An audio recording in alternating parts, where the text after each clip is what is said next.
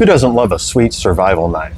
You never know when you might get stranded on a desert island or have to hide out in the forest from a corrupt sheriff that's just trying to keep you from passing through town peacefully. So in 1982, Rambo First Blood came out and really popularized the concept of the hollow handle survival knife with the Jimmy Lyle mission knife that was in that movie. Big supersized version that Jimmy did for the movie with a two-tone blackened blade that really popped on camera and really brought the concept to the masses. The hollow handle concept had been around since the 60s with the Randall Model 18, but those were popular with the military, but not really in the public eye. Mid 90s, the survival fad was really popping off, or mid 80s, sorry, was really popping off. And in 1986, Buck decided to throw their hat in the ring with the Buckmaster. Just a massive, solid stainless chunk of a survival knife. This thing has a 5/16 thick blade. This is a first version without the stamped in fuller that would come on the later versions to lighten it up just slightly. And they would move the markings, the big Buckmaster stamp on this side and the patent number and whatnot on this side. And really just blew everybody away.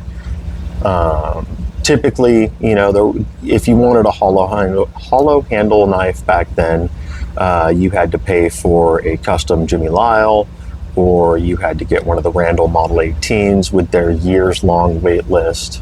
And so Buck putting one out that was pretty readily available really changed the market.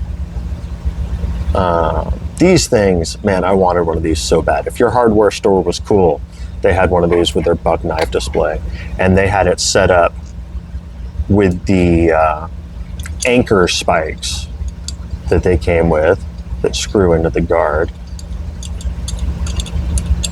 The official use for these is anchor spikes to anchor gear against the tide dragging it out, or I imagine you could throw a line on this if you drop something in the water and want to try to dredge it back out. Yeah, I always thought they were basically grappling hooks. Turn your knife into a grappling hook. So freaking cool. I picked this up last year. Obviously, you can store either the spikes or survival gear in the hollow handle. A lot of people like to put like fishing kits, some waterproof matches, miscellaneous survival-y stuff. I actually have a Randall Model 18 in the mail to me right now. So today seemed like a good day to break out the Buckmaster and kind of revisit the hollow handle survival knife concept.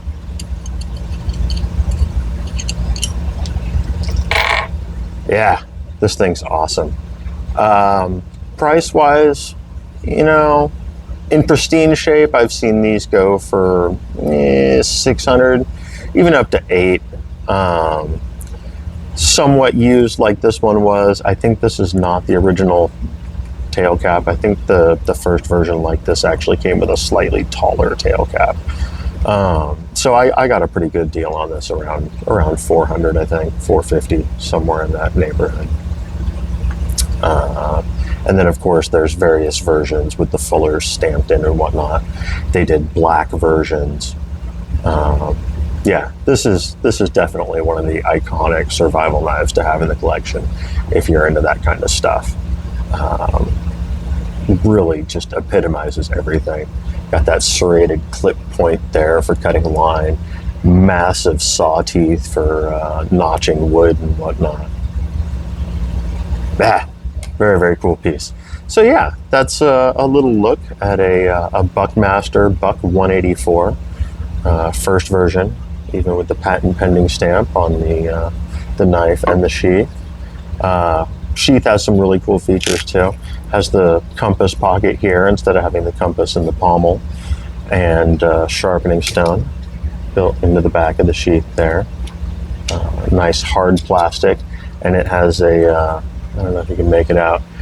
There's a little steel flat spring in there that keeps the knife from rattling around in there. And you can insert the knife in either direction and it's going to be solid. So yeah, there you go. Like I said, it's a little look over the Buck 184, a little history on hollow handle survival knives. And you guys can look forward to the Model 18 video when I get the Randall in. So there you go.